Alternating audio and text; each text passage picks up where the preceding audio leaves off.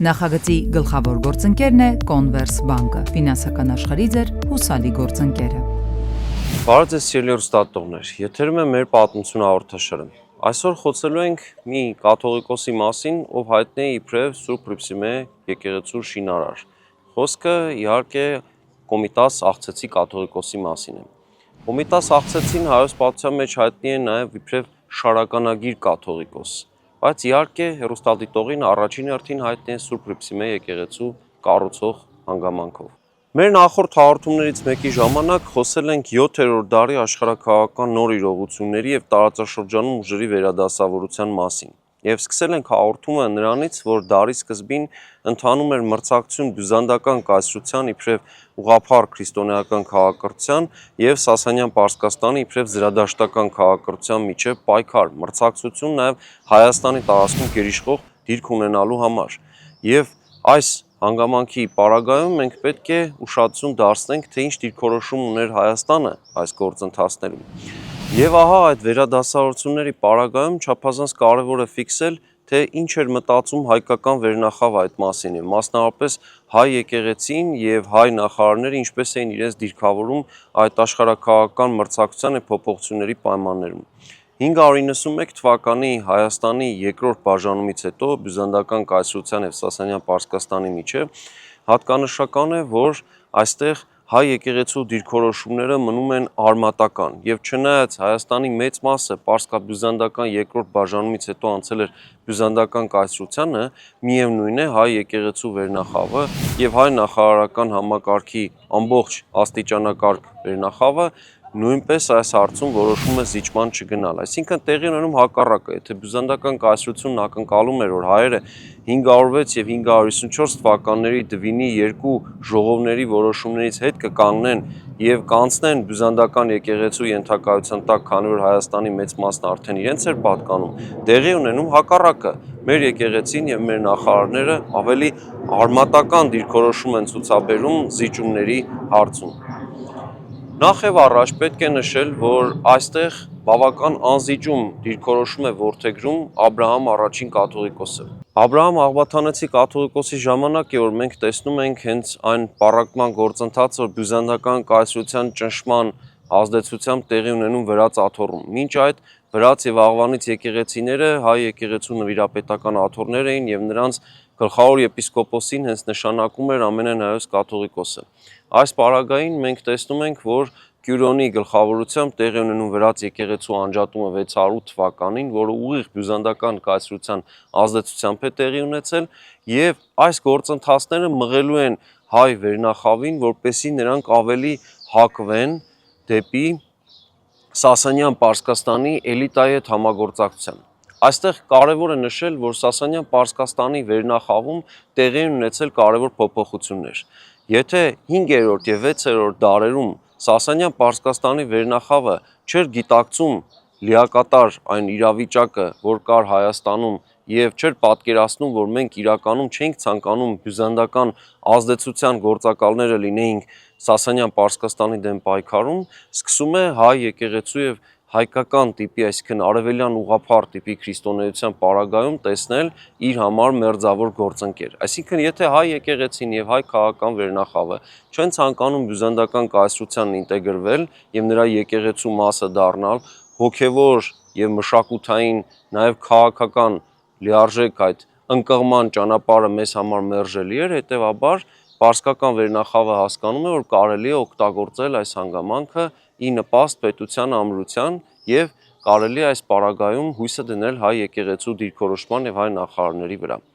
Այստեղ կարևոր է նաեւ շեշտել այն հանգամանքը, որ պարսկական էլիտայի ներսում նաեւ մեկ այլ փոփոխություն էր եղել։ Մասնավորապես Խոսրով II թագավորի կինը, այսինքն Պարսից արքայի կինը նաեւ քրիստոնյա էր, այսինքն նա ասորի ուղղափառ էր եւ բավական ազդեցություն ուներ թագավորի որոշումների վրա։ Արքունիքում մեծ ազդեցություն էին ստացել նաև այլ քրիստոնյա պաշտոնյաներ եւ այս համակարգում կարևոր տեղ ուներ նաև վրկանից կուսակալ Սմբատ Բագրատունին։ Վրկանից աշխարհը գտնվում էր Կասպից ծովից հարավ, Կասպից ծովի հարավային ափին էր եւ այստեղի փաստորեն կուսակալը եւս որոշակի ազդեցություն ուներ որոշումների վրա։ Եվ այս պայմաններում, երբ հայոց կաթողիկոս է դառնում 613 թվականին Կոմիտաս աղցեցին, նա նաև մասնակից է լինում իբրև նախ Մամիկոնյան տան, իբրև Տարոնի եպիսկոպոս, այնուհետև արդեն իբրև կաթողիկոս, այսպես կոչված Պարսից ժողովին։ Խոսքը Տիզբոնում գումարված ժողովի մասին է, որի թվականի վերաբերյալ կան տարբեր տեսակետներ, մասնագետների մի մասը պնդում է 612-13 թվականների պարագային, մյուս մասը 615 թվականի, եւ այս գործին մասնակից է եղել Կոմիտաս կաթողիկոսը, հաստատում է ստացել Խոսրով II-ի կողմից եւ ամենակարևորը նաեւ դավանական մեր ազատության պարագային է ստացել իր թագավորի արքայից արքայի կողմից այդ հաստատումը, որ հայերը կարող են ազատորեն դավանել իրենց ուղղության քրիստոնեությունը եւ հայ եկեղեցին կպահպանի իր լիարժեք ինքնուրույնությունը։ Այս ամենում շահագրգիռ էին նաեւ մեր նախարարները, հատկանշական է, որ նաեւ Ամատունյաց եպիսկոպոսն է այստեղ մասնակից եղել ժողովին եւ նաեւ նրանք տեսել են լիարժեք պաշտպանություն թագավորական արքունիքի կողմից։ Այսինքն Խոսրով II-ը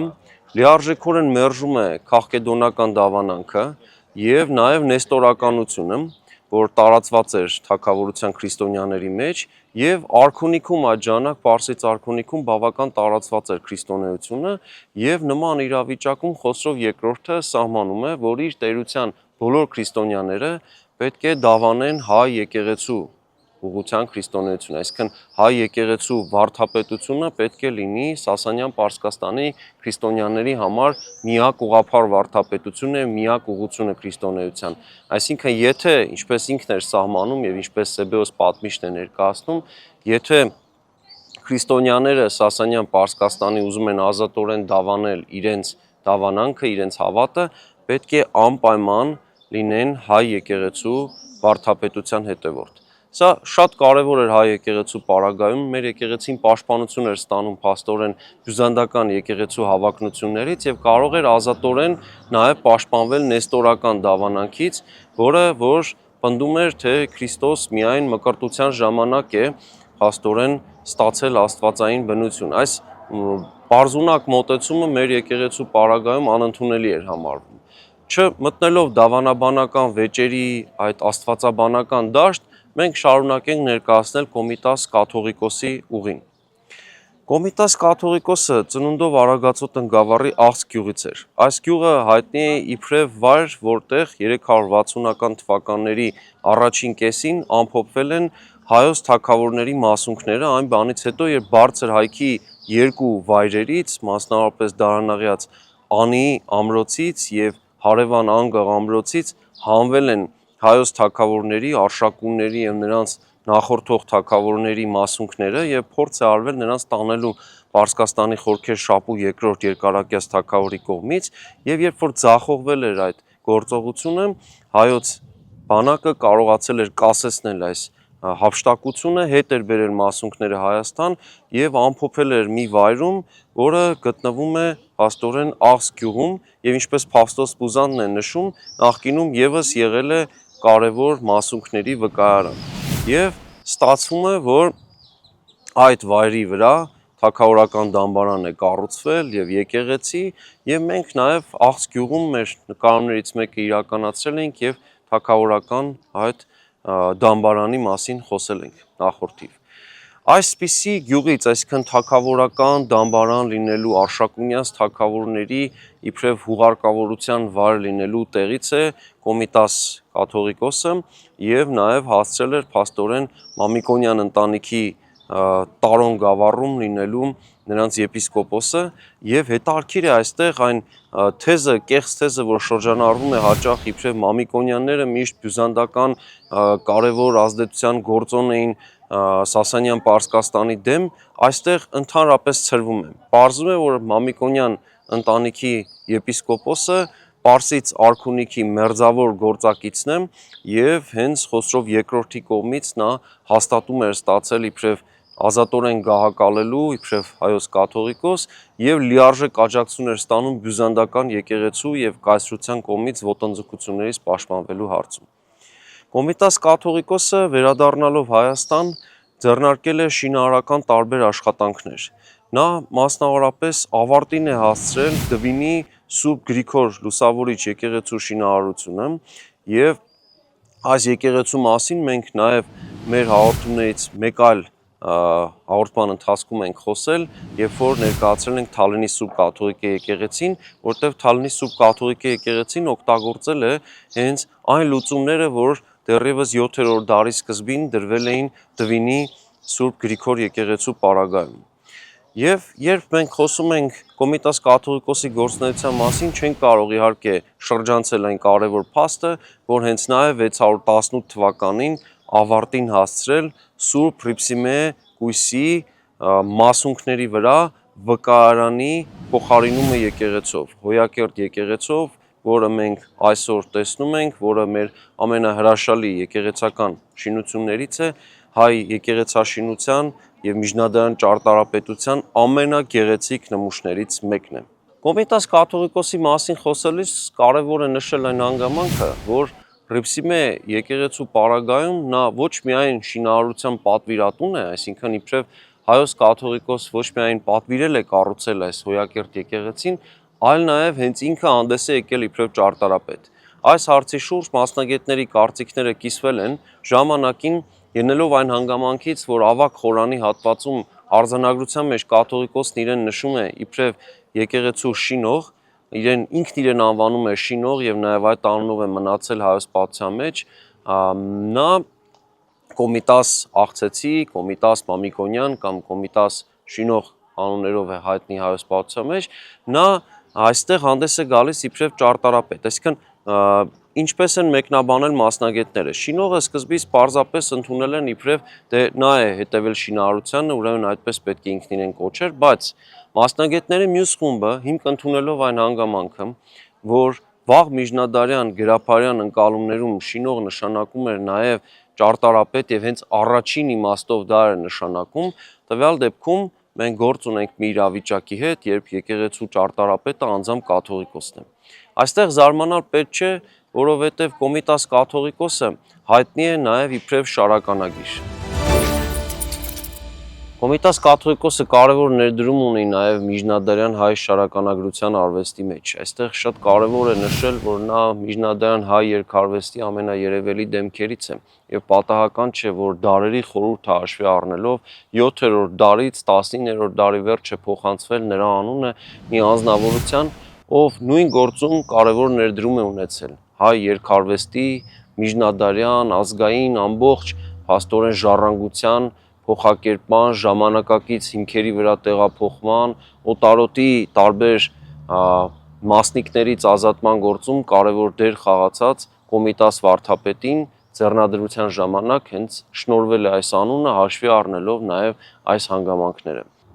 Երբ խոսում ենք Կոմիտաս կաթողիկոսի մասին, այստեղ կարևոր է շեշտել, որ նրա ժառանգության, ստեղծագործական ժառանգության մեջ առանձնահատուկ տեղ ունի անձինք նվիրյալ Սիրուն Քրիստոսի վերնագրով հայտնի ստեղծագործությունը, որը յուրահատուկ ձոն է նվիրված Սուրբ Հռիփսիմյանց կույսերին եւ այս լուծումները, որ տեղ են գտել այս ստեղծագործության մեջ, հետագայում դառնում են հայ միջնադարյան շարականագրության կարևորագույն սկզբունքների հիմք։ Մասնավորապես այստեղ նկատելի է մի կողմից ստեղծագործական այն կարևոր մոտեցումը, որ արվել է մեղեդային լուծումներ հաղորդելու գործում եւ դրան զուգահեռ նաեւ նկատելի է շատ կարևոր մի երևույթ, որ գրական ստեղծագործությունը իմաստային առումով փաստորեն լիարժեք լուծումներ է ստացել։ Մասնավորապես այստեղ ակրոստիկոսի մոտեցում է կիրառվել եւ փաստորեն սկիզբը այդ այբենական լուծումը, որ տրվում է տվյալ պարագայում այս ստեղծագործությանը, հետագայում նաեւ կիրառվել է այս ստեղծագործությունների պարագայում։ Կարևոր է նշել, որ Կոմիտաս կաթողիկոսը հայոց պատմության մեջ մնացել է որպես ազգային ինքնուրույնության եւ ազգային ինքնության համար գլխավոր պայքար մղած անձնավորություններից մեկը։ Մասնավորապես նա մասնակցել է կնիկ հավատո ժողովածուի պատրաստմանը, որտեղ հիմնավորվում էր հայ եկեղեցու դավանաբանական ճշմարտությունն ու ուղղափառությունը եւ դրանով պաշտպանվում էր հայ եկեղեցու նկատմամբ ոտոձգությունների հնարավորությունը քաղկեդոնական բյուզանդական եկեղեցուց եւ նեստորականությունից։ Միևնույն ժամանակ պետք է նշել, որ Կոմիտաս կաթողիկոսը նաև հայոց պատմության մեջ բնականաբար հավերժ մնալու է Սուրբ Հռիփսիմեի եկեղեցու շինարարությամբ եւ պատահական չէ, որ կաթողիկոսի աճյունը ամփոփվել է Սուրբ Հռիփսիմեի աստորեն այդ ավանդատան արչեվում, նրա վկայարանի արչեվում եւ այստեղ ցավոք հետագա վերաշինությունների արդյունքում նրա տապանակարը ծածկվել է սալահատակով եւ այս առումով այսօր դժվար է օրինակ մեր կողմից այցելելը առանձին նրա շիրիմին եւ հարգանքի տուրք մատուցելը այս կարևոր կաթողիկոսի գործունեությանը։ Կոմիտաս կաթողիկոսը նաեւ մեծ դեր է խաղացել Հայաստանում հոգեվոր ամրությունը վերականգնելու գործում։ Խոսքը բնականաբար կրթական հաստատությունների վերաշինմանն է վերաբերում։ Նա նորոգել կամ նորից բացել է տարբեր կրթական հաստատություններ, որոնց թվում իհարկե պետք է նշել մի կողմից Սուրբ Էջմիածնի կաթողիկոսարանին կից կրթական հաստատությունը, նաև Շիրակի դպրևանքը եւ նաև Արշարունյաց, Սյունյաց եւ տարբեր փաստորեն Հայաստանի տարբեր հատվածներում հոգեոր կրթական հաստատությունների վերաբացումը, վերագործարկումը եւ նրանց կրթական ծրագրերի վերամշակումը։ Կարևոր է, որ նա իր գնահատանքն է ստացել 7-րդ դարի հայ պատմիչ Սեբեոսի կողմից եւ նաեւ հետագա դարի պատմիչները նրա գործունեությունը բարձր գնահատանքով են նշում։ Նաեւ կարևոր է, որ նրանից մեզ հասել է փաստորեն 2 արձանագրություն Սուրբ Հռիփսիմեի եկեղեցու տարածքում, որոնցից ավագ խորանի արձանագրության պարագայում, ինչպես արդեն նշեցինք, ինքն իրեն իբրև շինող է անվանում։ Այս շինող մագդիրը, որ կիրառվում է նրա պարագայում, արտահայտում է ոչ միայն այս եկեղեցու ճարտարապետ լինելու հանգամանքով, այլ նաև նրա շինարարական լայն գործունեությամբ։ Ինչպես արդեն նշեցինք, նա օրինակ Դվինի Սուրբ Գրիգոր եկեղեցու շինարարությունն է ավարտին հասցրել, որ սկիզբ էր արել 608 թվականին։ Միևնույն ժամանակ պետք է նշել, որ նրա գլխավորությամբ է, որ Սուրբ Էջմիածնի մար տաճարը հիմնանորոգվել է եւ Հոհանիկ Վարդապետի գլխավորությամբ, որ վանահարն էր այստեղ, շինարարական աշխատանքներն ընթացել են եւ կաթողիկոսի ուղակի վերահսկողություն է եղել, որպեսզի վերակառուցման, վերանորոգման, հիմնանորոգման աշխատանքները լիարժեք ստանան իրենց ընթացքը։ Նաեւ պետք է նշել, որ Կոմիտաս կաթողիկոսը վախճանվելով 628 թվականին ամփոփվել է փաստորեն Սուրբ Հռիփսիմեի եկեղեցու տարածքում։ Այն եկեղեցու տարածքում, որը նրա բնականաբար ճարտարապետական գլուխգործոցն էր։ Այսօր հիանում են բոլոր այցելուները Սուրբ Հռիփսիմեի եկեղեցու գեղեցիկ լուծումներով, ճարտարապետական հորինվածքով, նրա պատերի արտաքին հատվածներում արված հայկական խորշերով եւ իհարկե այս շինությունը ունի հետագայում հավելումներ, մասնավորապես զանգակատան հատվածը 17-18-րդ դարերի լրացուցիչ լուծումների արդյունք է։ Այսպիսով Կոմիտաս աղցեցի կաթողիկոսին նվիրված մեր այսօրվա հաղորդումը մոտեցավ իր ավարտին։ Կհանդիպենք հաջորդ շաբաթ մեր պատմությունը հաղորդաշարի եթերում։ Ցտեսություն։ Նախագծի գլխավոր գործընկերն է Converse բանկը, ֆինանսական աշխարհի ձեր հուսալի գործընկերը։